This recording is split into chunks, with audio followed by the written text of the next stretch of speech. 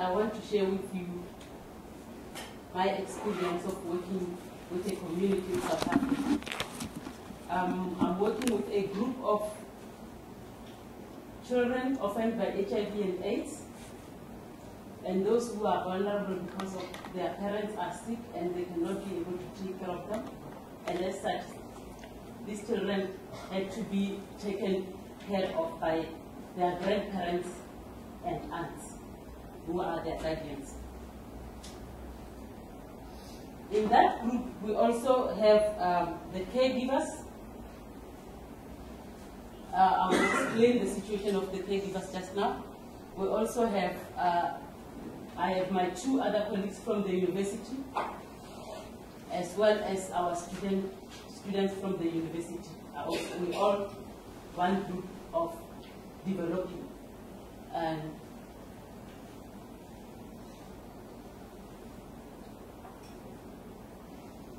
the name of the project that we work under, we call it Intergenerational Support Group. And like I said, the name itself says it much, because we have grannies, we have aunts, we have caregivers, we have students, and we have lecturers. And this project is based in a township called Abswedville in Pretoria. It is facilitated by myself and my two colleagues, Anali and Dokas. We all lecturers at the University of Limpopo. The project was developed in partnership with a non-governmental organization called Children on the Move. Children on the Move, they basically work towards caring for children who are orphaned and made vulnerable by HIV and AIDS.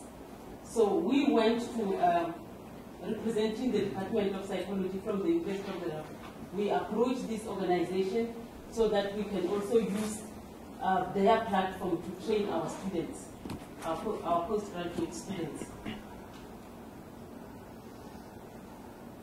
In trying to establish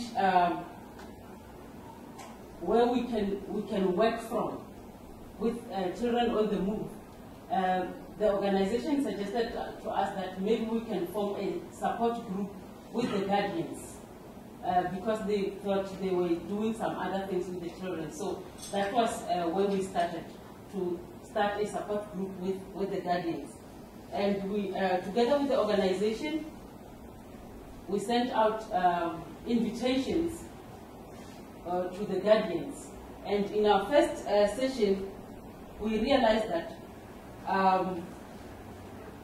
our group was made up of guardians and the caregivers at the center, where children go there to get some food for their lunch after school, as well as they get a take-home package, which they take to school the following day.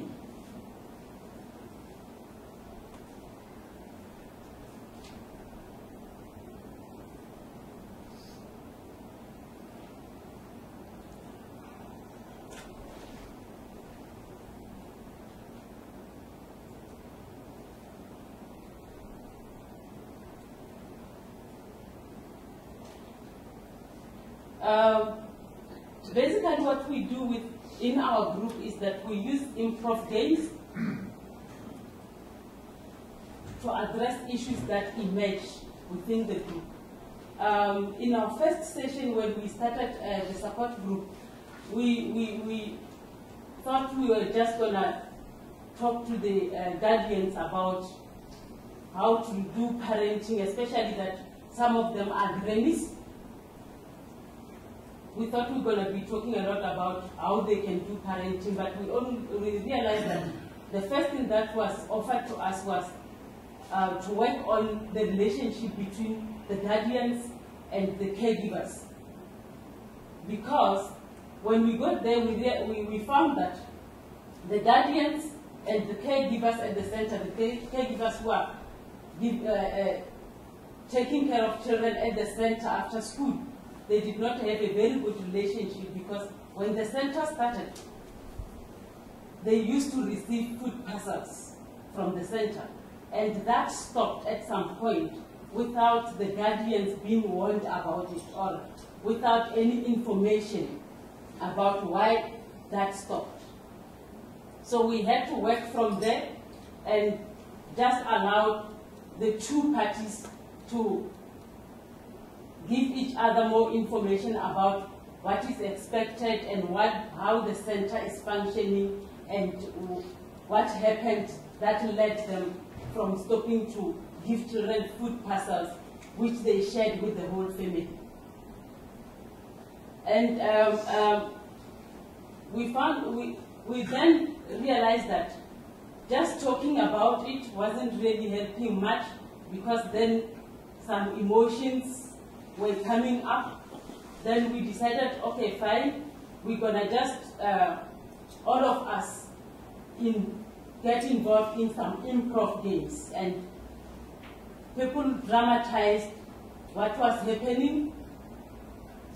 In their small groups, we'll ask people to just create a performance on the relationship between the guardians and the parents, the children and the guardians at home. And it was interesting how a lot of issues emerged, to an extent that when we go to the community, we don't necessarily have to go through the books and read what could be the problems that they experience. We take things that they offer us through these improv games and continue recreating more and more. And it's quite amazing how people, even if I don't know really how, we cannot necessarily see with our bare eyes how all this is changing them, but they give us a lot of report to say there's a lot of things changing in their lives